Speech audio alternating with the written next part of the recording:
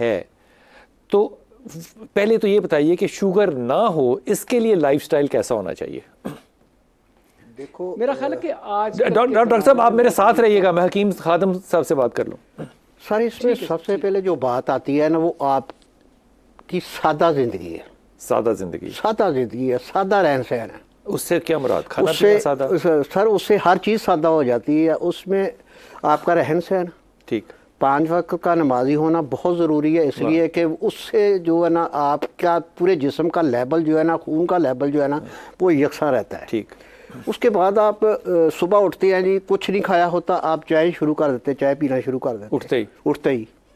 सही बात। हालांकि चाय बेसिकली हर बंदे की अपनी अपनी थ्योरी है। जो मेरा नॉलेज है या मेरी रिसर्च है ना, वो ये जिगर की बीमारी है, चाय, शुगर। अच्छा, ये लबलबा हो सकता है मेरे से कोई इत्तेफाक करे या ना करे। जी नहीं करेंगे, लेकिन सबसे जो है ना, ये आप इसको लेना, तो जिगर में अगर प्रॉब्लम आती है ना आपके, तो उसमें जिगर आपका बहुत सारी रतूबतें पैदा करता है, जिनमें से जब कलूस बनता है ना, तो वो इस सौ के ना आपके लबलबे गुर्दे, जर्मनी का डॉक्टर है, उसने भी ये थ्योरी बयान की थी है कि अगर किसी चीज़ के, जानवर के या इंसान के लबलबे में मसला आ जाए ना, तो मतलब कि आता ही उस वक्त है कि जब आपका जिगर जो है ना वो कमज़ोर पड़ जाता है, या टेस्ट कराने से कुछ नहीं आता। अक्सर कहते हैं जी टेस्ट करवाया, कुछ नहीं आएगा। तो सब सादा जिंदगी को थोड़ा सा एक्सप्लेन कीजिएगा। सादा जिंदगी मसाला कि आप सुबह उठिए, आप सुबह नमाज पढ़े, हो सकता है जी आप थोड़ा सा दूर किसी मस्जिद में चले जाएं, अगर मस्जिद नहीं है, थोड़ा सा नमाज के बाद आप वॉक कर लें, अगर घर में ही पढ़ते हैं थोड़ा सा वॉक कर लें। आके ऐसी चीज़, जिस तरह हमारे गाँव में, हम गांव के रहने वाले हैं, सुबह उठ के कोई ऐसी चाय का ख्याल नहीं था, हाँ जी, आप लस्सी का इस्तेमाल कर लें, ठीक है, आप पानी का इस्तेमाल करें, पानी में कोई ऐसी मतलब चीज़ इस्तेमाल कर लें जो आपके मतलब के अंदर के सिस्टम को क्लीन कर दे, मतलब कि ठंडा रखे, क्योंकि जिगर गर्म है। आप ऊपर से चाय और इस तरह की चीज़ें देते हैं ना, तो वो मजीद आपका नुक्ता नज़र ये है कि जिगर बुनियादी तौर पे तगड़ा होगा। जिगर बुनियादी, आप अपने जिगर देखें। मैं हर अपने पेशेंट को कहता हूँ कि यार 3 चीज़ें अपनी ज़िंदगी से निकाल दें। एक गोश्त, अच्छा, दूसरा चावल, दोनों हर तरह का गोश्त। हाँ जी, हर तरह का गोश्त। हाँ, हफ्ते में आप बकरे का ले ले, बाकी गोश्त के मैं हक में नहीं हूँ, क्योंकि मैं यहाँ बैठ के मुर्गी के गोश्त पे कोई बात करना नहीं चाहता। बकरे का ले ले, शोरबे वाला ले ले। हम बचपन में शोरबे वाला और बोटी पर पतला पानी वाला, वो आपको नुकसान नहीं करेगा। फिर तीसरी बात, जो दूसरी चीज़ क्या? दूसरी सर चावल छोड़ दें। चावल छोड़ दें आप, ठीक। फिर उसके बाद आप बेकरी की तमाम चीज़ें, ठीक है। हम बहुत आसानी के लिए कोशिश करते हैं कि सुबह जी रस और बेकरी कोई नहीं, रस और चाय पी ले। हालांकि इसमें दोनों चीज़ में शुगर बहुत है। ठीक ठीक ठीक। आप सुबह कोई ऐसी चीज़ इस्तेमाल करें जो आपकी बॉडी को गर्म ना करे, ठंडा रखे। अगर ना डालें चाय में फिर भी ख़राब है सर। चाय ही है, चाय की पत्ती नुकसानदेह। डॉक्टर साहब ने एक बड़ा अच्छा इंडिकेटर दिया कि डायबिटीज़ का, मैंने ये बहुत से लोगों को देखा है, आमतौर पे गर्दन के पीछे उस तरह की लाइन बन जाती है जिस तरह के लोग समझते हैं कि ये मैल है और उसको रगड़ रगड़ के साफ़ कर रहे हो, तो वो एक बड़ा इंडिकेटर है। लेकिन इसके साथ साथ वो जो फ़ैट है गर्दन के गिर्द इकट्ठा हुआ उसका भी ख्याल रखिए। लेकिन ये जो लोअर बेली का फ़ैट है इसके ऊपर भी नज़र रखनी चाहिए। हमारे साथ कॉलर है खालदा, पहले उनसे बात कर लें, सवाल ले लें। खालदा, अस्सलाम वालेकुम बेटा। वालेकुम सलाम जी बेटा। जी, मुझे तकरीबन 7-8 माह से शुगर है। अच्छा। मैं टैबलेट भी रूटीन से खा रही हूँ और चेकअप भी करवा रही हूँ, लेकिन मेरे आप जो है ना पाँव में दर्द होता है और टांगों में और सर में। टांगों में दर्द होता है कहाँ पे, मतलब? यानी पूरी टांग में और पाँव की तली से खींच पड़ती है ना पूरी टांग। हाँ, तो खालदा आप चेक करती रहती हैं अपनी शुगर? मेरी शुगर जो है वो ठीक रहती है, नाश्ते के बाद की टैबलेट लेती हूँ। कितनी रहती है? तो ठीक जो होती है वो कितनी होती है? तकरीबन 120। तो बहुत ठीक है। खाने के बाद 145-42। अच्छा, ये बड़े टिपिकल इंडिकेटर्स हैं कि पाँव की तली जो है इसके ऊपर आपको तकलीफ़ है, क्योंकि ये एंड नर्व्स है ना, तो एंड नर्व्स के ऊपर आमतौर पर डायबिटिक पेशेंट जो है उनको इश्यूज़ होते हैं। डॉक्टर साहब, आपने खालदा का सवाल सुना, टांगों में दर्द और तलवे जो हैं इनमें इशू है इनको, तो आप तली से दबाऊं तो मुझे पूरी टांग में आराम आ जाता है। हाँ डॉक्टर साहब, ये क्या इशू है? ठीक है।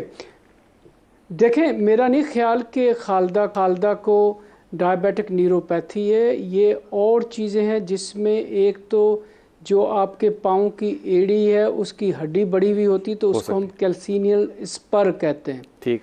तो एक तो उस पे पोडियाट्रिस्ट को दिखा के या कैल्सीनियल स्पर के लिए एक्सरसाइज करेंगी तो वो दर्द कम होगा, या इसी तरह से एक शू वाले के पास अगर जाएंगी तो वो हील पैड रखवाते हैं, उससे भी इसमें आफाका आ सकता है। बिल्कुल ठीक। दूसरी चीज़ ये है कि इन मरीज़ों के अंदर अगर विटामिन डी की कमी है, पानी की कमी है, तो उससे भी जिस्म में या बॉडी में दर्द आ सकता है। तो विटामिन B12 अपना चेक करवाएं, अपना विटामिन डी लें और उससे आपकी दर्द जो हो वो कम होगी। थोड़ी सी एक्सरसाइज करें। डॉक्टर साहब, हमारे यहाँ विटामिन्स लेने का रिवाज बड़ा कम है। एक डायबिटिक पेशेंट को कौन कौन से सप्लीमेंट्स लेने चाहिए? आपकी बात देखें, मैं तो ये कहूँगा कि हमें एज सच कोई लाजमी सप्लीमेंट्स नहीं लेने चाहिए। अच्छा। लेकिन विटामिन डी जो कि हम लोगों में काफ़ी कम होता है, विटामिन B12 हम जब ग्लूकोफेज की गोली खाते हैं उसमें कम हो जाता है। तो इस तरह की सप्लीमेंट्स हमें लेनी चाहिए, लेकिन वो भी 3 महीने के लिए ली, फिर 3 महीने का वक्फा कर लिया, मुसलसल कोई चीज़ नहीं लेनी। अच्छा डॉक्टर साहब, आजकल बहुत ज़्यादा रिवाज है कि आप कॉम्बिनेशन लें कैल्शियम, मैग्नीशियम और जिंक का। ये डायबिटिक पेशेंट के लिए कितना अच्छा या बुरा है? जी, मैं बिल्कुल डिस्करेज करूंगा। कोई इस तरह का सप्लीमेंट आप लोगों के कहने पे ना लें। इससे आपके जिस्म के अंदर स्टोन्स और जो आपका हीमोस्टेसिस, जो आपके मिनरल्स बॉडी के अंदर नॉर्मल हैं, जो हार्मोन आपके नॉर्मल हैं, उसके साथ प्लीज़ मत खेलें। आप अपनी रेगुलर डाइट लें और अपनी एक्सरसाइज करें, अपना फ्लूइड इनटेक बैलेंस रखें, और जब आपको कोई सिम्टम्स हैं तो आप डॉक्टर के पास चेक करवा के अपने फिर टेस्ट करवाएं। ठीक। हमारे साथ दूसरे कॉलर हैं। अस्सलाम वालेकुम बेटा। वालेकुम अस्सलाम जी। मेरा सवाल ये है कि मुझे ना असल में शुगर हुई डायग्नोज, तो अब एक डॉक्टर साहब को चेक कराया तो वो कहते हैं जी कि आप गोली खाएं और ये शुगर बैलेंस हो जाएगी। तो दूसरे से भी मशवरा किया मैंने, तो वो कहते हैं जी आप इंसुलिन लगाएं। अब मुझे समझ नहीं आ रही ये इंसुलिन बेहतर है या ये गोली बेहतर है जी? अच्छा डॉक्टर साहब, बड़ा टिपिकल क्वेश्चन है। गोली बेहतर है या इंसुलिन लगाना शुरू कर दें, और इंसुलिन अगर लगाएं तो कहाँ पे लगानी चाहिए? और ये भी थोड़ा सा एक्सप्लेन कर दीजिएगा कि इंसुलिन रेजिस्टेंस क्या चीज़ होती है? बहुत अच्छा सवाल है। मेरा ख्याल है कि ये हमारी हर चीज़ को एक्सप्लेन कर देगा, जो हमारा आज मकसद है उसको हल कर देंगे। मुझे आपने 2 मिनट देने हैं, इसके ऊपर मैं बहुत जल्दी में कोशिश करूंगा। देखें, डायबिटीज़ के लिए जो की चीज़ें हैं या जो की ऑर्गन्स हैं उसके ऊपर हम थोड़ी सी बात करेंगे। जिगर, जिस पे हकीम साहब ने भी टच किया, जिगर एक बहुत इम्पॉर्टेंट ऑर्गन है और जो कि ग्लूकोज को अपने अंदर स्टोर करता है। जब आपको डायबिटीज़ हो जाती है, आपके जिगर पे फैट आती है, तो वो स्टोर नहीं करता बल्कि आपके ब्लड के अंदर शुगर को बढ़ाता है। तो जब आपने सुबह को उठे, आपने कुछ नहीं खाया, आपकी ग्लूकोज बढ़ी हुई है, दैट इज़ इंडिकेशन कि रात को या तो आपने ज़्यादती की है या आपके जिगर पे ऊपर चर्बी आ गई है। आपको डायबिटीज़ हो चुकी है, आपका पेट बढ़ रहा है, आपकी टांगें और बाजू कमज़ोर हो रहे हैं, तो इसका ये मतलब है कि आपके मसल्स जो हैं वो ग्लूकोज को अपने अंदर स्टोर नहीं कर रहे। इसके लिए अपनी एक्सरसाइज बढ़ाएं और जिम ज्वाइन करें। मसल्स को जितना आप स्ट्रॉन्ग करेंगे उतनी आपकी शुगर की अच्छा कंट्रोल होगा। पेंक्रियाज से 2 हार्मोन निकलते हैं, इंसुलिन का हर किसी को पता है, ग्लूकागान कम लोगों को पता है। ग्लूकागान शुगर को बढ़ाता है और इंसुलिन जो है वो शुगर को कम करता है। पहले हम आज दिन तक सिर्फ इंसुलिन पे काम करते रहे हैं, लेकिन अब जो नई थ्योरीज आ रही हैं उसमें ग्लूकागान के ऊपर भी काम करने की ज़रूरत है, जिसके तहत हमारे पास कुछ ऐसे इंजेक्शंस और दवाइयाँ आ रही हैं कि जिससे ग्लूकागान को हम कम करते हैं और शुगर को हम अच्छे तरीके से कंट्रोल कर पाते हैं।